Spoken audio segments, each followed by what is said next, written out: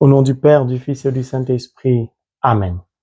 Je vous salue Marie, pleine de grâce, le Seigneur est avec vous. Vous êtes bénie en toutes les femmes, et Jésus, le fruit de vos entrailles, est béni. Sainte Marie, Mère de Dieu, priez pour Hugo, pauvre pécheur, maintenant et à l'heure de notre mort. Amen. Je vous salue Marie, pleine de grâce, le Seigneur est avec vous. Vous êtes bénie en toutes les femmes, et Jésus, le fruit de vos entrailles, est béni.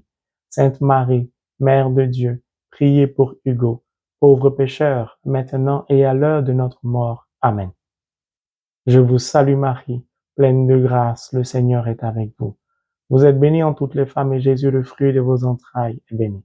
Sainte Marie, Mère de Dieu, priez pour Hugo, pauvre pécheur, maintenant et à l'heure de notre mort. Amen. Que la gloire soit rendue au Père, au Fils et au Saint-Esprit, comme il était au commencement, maintenant et toujours, dans les siècles des siècles. Amen. Notre-Dame de Fatima, priez pour Hugo. Notre-Dame de Fatima, priez pour Hugo. Notre-Dame de Fatima, priez pour Hugo. Amen. Bienheureuse Mère de mon Seigneur Jésus-Christ, la Mère de l'Église, ma marraine spirituelle, permet que je puisse, au travers de cette prière, recommander ma sœur, Sandra, entre tes mains. Que par ton intercession, Dieu le Créateur de l'univers visible et invisible, dispose au nom de Jésus les anges pour que son accouchement se passe dans de très bonnes conditions. Non pas comme nous le souhaitons, mais comme Dieu l'a prévu. Permets, oh mon mari, que ce soit les anges, par ton intercession, qui accueillent la venue de cet enfant. Recouvre cette grossesse de ton manteau marial afin que rien ni personne, du haut des cieux, du nord au sud, de l'est à l'ouest, sous la terre, ne puisse toucher à la vie de cet enfant. Et que cette grossesse soit la gloire du nom de Dieu le Père, au nom de Jésus. Amen. Je voudrais dire merci, infiniment merci à Dieu le Père, à mon berger l'Emmanuel, le Christ, à mon ami intime Holy Spirit, Fezou Kerereu, le Saint-Esprit, sans oublier ma marraine spirituelle, l'Immaculée Conception, Notre-Dame de Fatima. Pour ce que Dieu vient d'accomplir encore dans ma vie, au cœur de la mission qu'il m'a confiée. Mes frères et mes sœurs, la parole de Dieu, Holy Bible, the Word of God, est claire. La Bible dit que Dieu ne fait point acception de personne. C'est-à-dire, Dieu ne privilégie personne. Tu marches conformément à sa parole, il est avec toi. Tu ne marches pas conformément à sa parole, il n'est pas avec toi. Que tu sois le frère Ange-Marie ou pas, ce n'est pas son problème. Dieu est un Dieu juste et pur.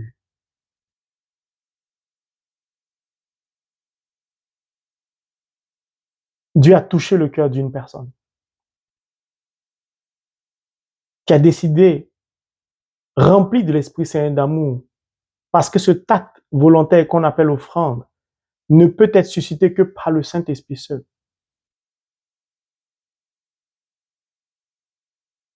Et le Saint-Esprit a conduit cette personne à mettre dans la balance $1000 pour faire avancer le budget, que le ministère soit déclaré. Et cela a beaucoup touché mon cœur, de savoir que Dieu a à cœur aussi de me soutenir afin que nous puissions rassembler ces $20 000. Ce qui m'a le plus touché, c'est la raison pour laquelle je dis Dieu n'avantage personne. Quand tu veux accomplir la mission de Dieu, fais ce que tu peux faire. Ça sert à rien de demander à Dieu, éclaire-moi, parle-moi, dis-moi. Non. Prie. Va au Saint-Sacrement, lis la parole, prie, jeûne s'il le faut, humilie-toi devant Dieu. C'est son œuvre, mais il sait pourquoi il t'a confié.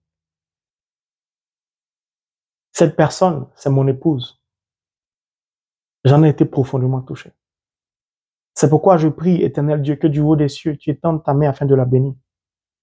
Que partout mon épouse passera, que toutes les portes soient ouvertes au devant d'elle, au nom de Jésus. Que tout ce que ses mains vont toucher puisse prospérer au nom de Jésus. Je prie, mon mari, que tu la recouvres de ton manteau marial, qu'elle ne manque de rien dans sa vie, qu'elle soit comblée au-delà de ce qu'elle peut imaginer, au nom de Jésus. Et je rends grâce à Dieu pour le choix de son cœur pour moi qui est mon épouse, qui respecte la mission que Dieu m'a confiée, qui contribue, qui œuvre pour que cette mission puisse aller de l'avant. Parce que quand il s'agit de l'œuvre de Dieu, il n'y a pas question de mon époux, mon épouse.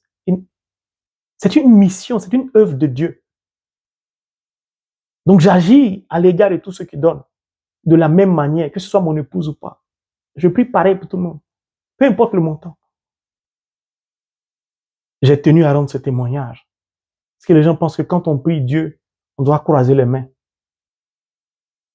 Touché par la parole, le Saint-Esprit a mis ça à son cœur. Maintenant, bon, ça c'est entre nous. Hein. On est mariés quand même. On a les mêmes comptes. Donc je lui ai demandé, mais $1000 tu as mis dans l'œuvre de Dieu. C'est quitté où? Bon, faut être vigilant quand même sur son couple. Ah bah bien sûr. La Bible nous appelle à la prudence. Lisez le livre des Proverbes. Vous allez comprendre beaucoup de choses.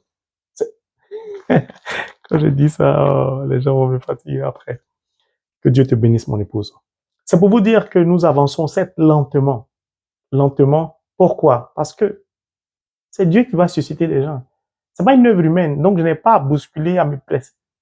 Le temps de Dieu n'est pas mon temps. Dieu va susciter le nombre de personnes que lui-même a d'avance choisi. Ça veut dire que Dieu a prévu de bénir des personnes. Ça veut dire, moi j'aime Dieu parce que quand il a choisi de te bénir, il te fait agir. Donc je sais qu'il y a une grâce qui vient. Si ça vient sur ma femme, ça vient sur moi. Il y a une affaire de foyer, non, sacrement du mariage. Que Dieu nous bénisse, que Dieu, par son Esprit Saint, continue de toucher le cœur des personnes qu'il a choisies afin que nous puissions parvenir à rassembler ce montant et à avancer, à carry on, comme on dit en anglais, à aller de l'avant pour que l'œuvre de Dieu parte de l'avant. Dieu compte sur nous. Mes frères et mes sœurs, nous continuons notre marche au travers de ce temps de carême, un temps d'une profonde réflexion sur l'état de notre baptême, de notre conversion. Ce temps au travers duquel nous devons apprendre à faire silence pour écouter la voix de l'Esprit. Nous continuons. Marc chapitre 1 du verset 15 qui dit, je cite, « Le temps est accompli et le règne de Dieu s'est approché. Convertissez-vous et croyez à l'Évangile. » Nous sommes au troisième point du mystère lumineux, la prédication de Jésus. Tout est accompli. Ça veut dire que le temps favorable est venu. Pourquoi? Pour accueillir le règne de Dieu. Le règne de Dieu s'est approché. Le règne de Dieu est tout proche de nous, est venu jusqu'à nous. Le temps est favorable. Pour faire quoi? Convertissez-vous. Hier, tu avais un comportement, un mode de vie, une attitude, une manière de parler. Converti, devenu enfant de Dieu, une vie nouvelle commence par toi. Pourquoi continues-tu de manifester au lendemain de ton baptême, devenu enfant de Dieu, ce que hier tu manifestais? Qu'est-ce qui a donc changé dans ta vie? C'est pourquoi le Seigneur t'invite aujourd'hui, au travers de ce temps de carême, à marquer une pause et à te demander, suis-je vraiment converti? Qu'est-ce qui a changé dans mon caractère, dans mon mode de vie, dans mon habitude ou mon attitude ou mes habitudes, dans ma manière de parler? Qu'est-ce qui a changé? Le Seigneur t'invite à une repentance. La vraie repentance, la vraie confession, ce n'est pas de dire le mal qu'on a fait, mais c'est de prendre l'engagement de ne plus recommencer ce qu'on a fait. Sans cela qu'on est converti. Si hier tu baignais dans l'impudicité, dans la fornication, l'orgueil était ton manteau, l'injustice faisait partie de ta vie, le vol, la corruption, le mensonge était ta respiration. L'accusation était ton mode de vie. Tout cela sont les fruits du diable. Tu ne peux plus les manifester au lendemain de ton baptême. Tu ne peux pas accueillir le règne de Dieu qui est tout proche de toi avec de tels comportements, avec de telles attitudes. Tu ne peux pas utiliser ton corps de n'importe quelle manière. Tu ne peux pas baigner dans l'impudicité comme avant alors que tu es devenu enfant de Dieu. Tu ne peux plus continuer cette vie de voyant, de médium, de marabout, de féticheur. Ton langage doit changer. L'insolence, le mépris, l'arrogance, le caractère hautain. Toutes ces choses ne sont pas compatibles à ta nouvelle vie d'enfant de Dieu. Tu ne peux pas continuer comme hier à être prisonnier ou prisonnière de ton salaire, de ton compte bancaire, de ton rang social. Pourquoi as-tu du mal à changer de travail? Pourquoi as-tu du mal à quitter ton travail, à quitter ton poste? Parce que tu comptes ou tu as peur du regard des autres. Tu comptes sur ton salaire pour vivre, mais les oiseaux du ciel ne sèment ni ne moissonnent, mais notre Père prend soin d'eux. Pourquoi voudrais-tu t'entêter, te battre pour un héritage qui est la source de tes malheurs, au motif que cela te revient de droit? Mais si cet héritage est la source de la division dans la famille, laisse-le. Lâche l'héritage. Pourquoi? Parce que tu vaux mieux qu'un bien matériel. Parce que le royaume de Dieu est venu jusqu'à toi. Parce que le Christ s'est fait chair pour que tu l'accueilles. Il vaut plus que tous ces biens matériels, plus que tous ces billets de banque. Hier, tu étais endetté, surendetté. C'était ta vie passée. Converti, devenu chrétien, pourquoi continues-tu à t'endetter? Au point d'être criblé de dettes, au point d'être noué par des dettes à la gorge. Qu'as-tu changé?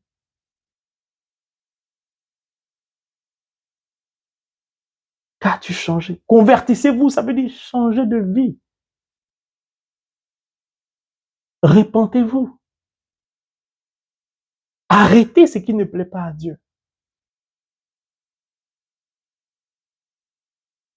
Qu'est-ce qui fait qu'on peut savoir, qu'on peut reconnaître au travers de ta vie que tu es devenu enfant de Dieu? Comment Dieu peut-il trouver sa joie en toi si tu manifestes dans ta nouvelle vie d'enfant de Dieu ce que hier tu manifestais? Comment peux-tu accueillir le règne de Dieu qui s'est approché en manifestant la colère, la haine à l'égard de ton prochain? Pourquoi tant de disputes dans des groupes de prière, sur des paroisses? Pourquoi tant de mépris à l'égard des autres? Pourquoi l'envie? Pourquoi la jalousie? Pourquoi tous ces phénomènes obscurs?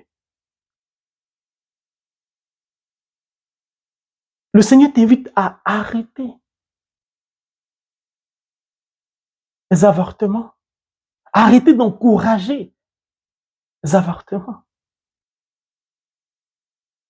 Ton corps est le temple de l'Esprit Saint. Tu ne peux pas continuer à le livrer à la merci du diable. C'est un accusateur, c'est un diviseur, c'est un menteur. Il n'a qu'un seul désir, c'est de nous faire mourir. Accueillir le règne de Dieu, c'est arrêter de manifester ce que le diable désire, c'est-à-dire accuser les gens, contribuer à la division, mentir sur les gens, l'injustice, les vols, puiser dans la caisse, tu travailles dans un restaurant, dans une banque.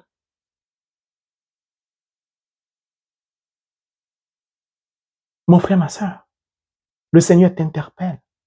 Convertissez-vous. Il dit le temps est favorable, le temps est accompli, le moment est venu que tu marques une pause sur ta vie spirituelle pour te demander, suis-je vraiment converti? Se convertir, ça veut dire accepter de faire demi-tour pour prendre un nouveau départ. Se convertir veut dire accepter d'être plongé dans l'eau du Jourdain pour laisser tout ce qui ne plaît pas à Dieu et en remonter pur, débarrassé de tout ce qui était un frein à ma marche spirituelle, à la venue du royaume de Dieu, à l'accueil du règne de Dieu. Puis j'aime beaucoup la parole de Dieu. Lorsque la parole de Dieu dit changez de vie, c'est-à-dire convertissez-vous et croyez à la bonne nouvelle. Si tu ne te convertis pas, si tu ne laisses pas tomber tes mauvaises habitudes, tes mauvaises paroles, si tu ne changes pas ton orgueil, ton caractère hautain, si tu n'arrêtes pas de voler, si tu ne changes pas radicalement de mode de vie, tu ne peux pas croire à la bonne nouvelle. C'est pourquoi beaucoup de chrétiens souffrent. Parce que baptisés, confirmés, ils manifestent toujours le vieil homme qu'ils étaient censés laisser dans l'eau du Jourdain. C'est pourquoi beaucoup de personnes se découragent vite, abandonnent vite, faiblissent vite dans la prière. Pourquoi? Parce qu'ils ne croient pas à la bonne nouvelle. Si vous lisez le verset précédent, la Bible nous dit que Jésus proclamait la bonne nouvelle de Dieu. Faites beaucoup attention au verset, les détails sont très importants. Le Christ proclamait la bonne nouvelle de Dieu.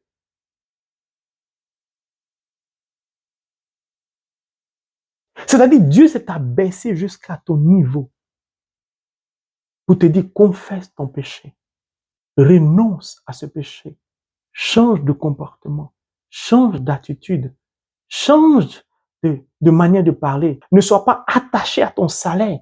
Ne compte pas sur ton compte bancaire. Ton prochain ne pourra pas te sauver. Arrêtez les discordes, arrêtez les disputes, arrêtez de vous déchirer, arrêtez d'envier l'autre, l'égoïsme, l'avarice. Toutes ces choses ne m'honorent pas. Les avortements, non. Prenez soin de votre corps, c'est un temple de l'Esprit Saint. Renonce comme Marie-Madeleine à cette vie passée et suis le Christ pour toujours. C'est en cela que la parole t'apportera ce qui manque à ta vie, c'est-à-dire la guérison. Le miracle va s'opérer dans ta vie.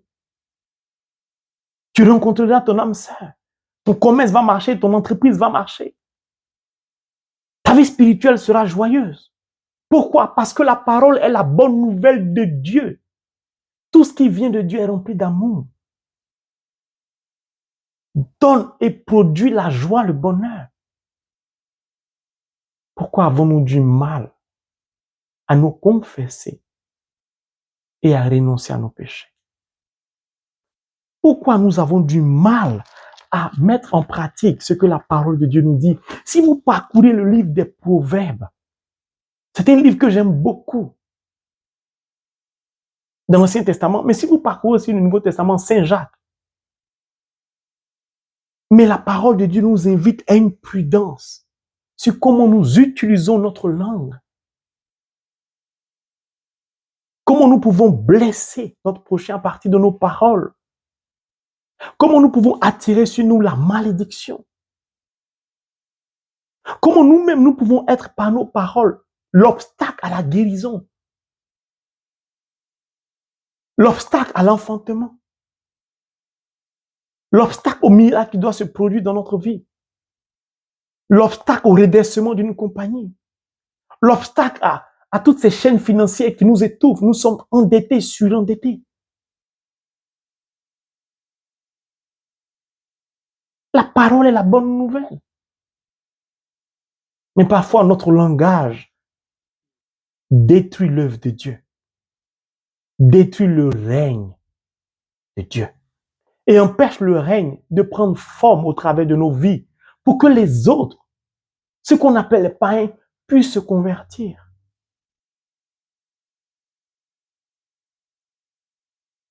Mon frère, ma sœur, la parole de Dieu est tellement claire. Avant de croire à la bonne nouvelle, il faut accepter de changer de vie.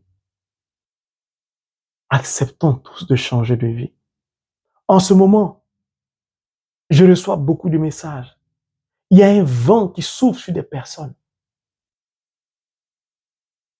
Ce vent affaiblit beaucoup de chrétiens qui n'ont plus la force de prier, qui n'ont plus la force de lire la Bible. Au début, ça me paraissait bon, anodin, mais ça n'a cesse de croître. Il y a beaucoup de découragement dans le cœur de beaucoup de chrétiens.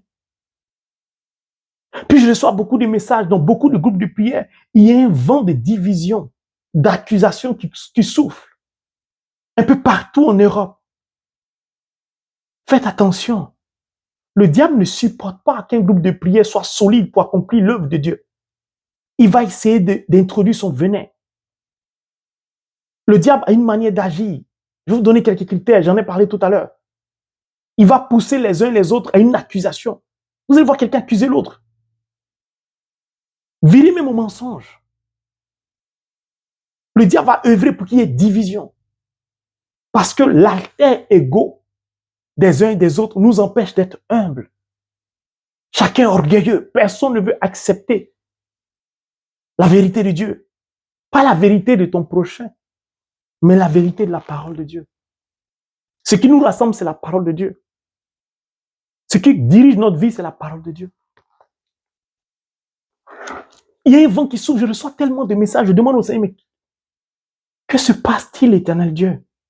Pourquoi tant de chrétiens tombent dans un tel découragement? Pourquoi il y a tant de disputes dans des groupes de prière? Pourquoi sur des paroisses, des prêtres sont soupçonnés? Pourquoi des chrétiens qui vivent des moments extraordinaires, des songes, qui vivent des choses surnaturelles, pourquoi il n'y a personne pour les écouter? Pourquoi il n'y a personne pour les accompagner?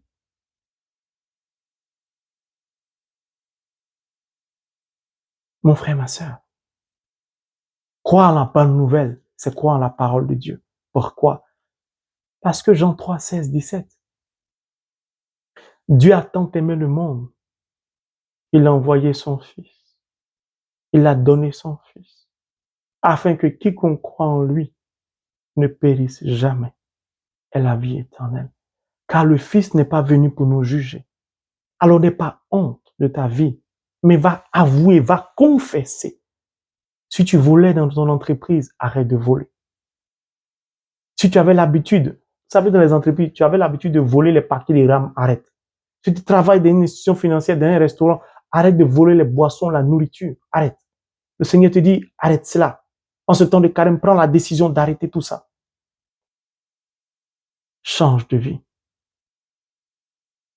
Accueille le règne de Dieu qui s'est fait tout proche. Dieu nous aime tellement qu'il s'abaisse à notre niveau pour nous donner son Fils, symbole de son amour pour nous. Comment nous pouvons croire en un tel amour si nous accusons, si nous mentons, si nous volons? Comment pouvons-nous accepter de recevoir ce règne, c'est-à-dire l'amour de Dieu, c'est-à-dire d'accueillir le Christ, si nous sommes esclaves de l'argent, des biens matériels, si nous sommes esclaves des désirs de la chair, si nous sommes esclaves de la colère, si nous sommes esclaves de la haine, si on n'arrive pas à se dépasser? Mon frère, ma sœur, l'heure est grave. Beaucoup de chrétiens oublient parfois que le temps de carême est un temps de combat. Au travers de ces 40 jours, Jésus s'est confronté au diable. Au désert, les serpents, les scorpions. Le temps de carême est un temps de combat violent. Ne l'oublions jamais. Beaucoup de chrétiens l'oublient. C'est pas le jeûne seulement, c'est un temps de combat violent. C'est au travers du temps de carême que vous allez voir quelqu'un qui ne se comportait pas mal, se comporter mal.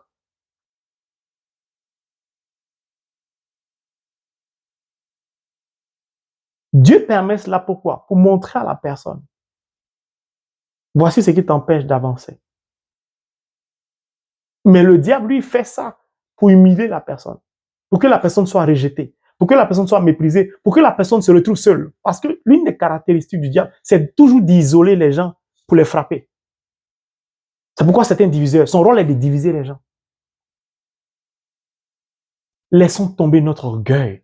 Mes frères et mes sœurs, que ce soit la parole qui nous rassemble. Soyons humbles sur les paroisses. Je vous en supplie. Je commence à recevoir beaucoup de messages et ça devient inquiétant.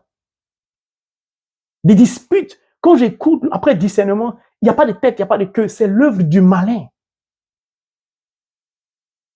C'est l'œuvre du malin. Faisons attention. Le temps de carême est un temps où nous devons avoir la victoire sur le diable. Nous devons le combattre.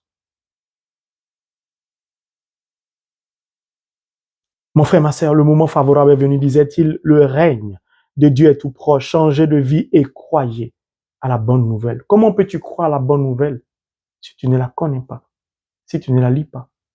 Comment la bonne nouvelle peut influencer ta vie? C'est-à-dire comment tu peux guérir? Comment tu peux ressusciter? Comment tu peux marcher si tu es paralysé? Comment tu peux parler si tu t'es muet? Comment tu peux entendre si tu étais sourd? Si tu ne crois pas à la bonne parole, mais si tu ne la lis pas, comment tu vas savoir quelle est bonne nouvelle, qu'elle peut opérer le miracle dans ta vie? En ce temps de carême, prends la décision de lire la parole nuit et jour, d'accueillir la parole et de laisser la parole te transformer. Au nom de Jésus. Amen.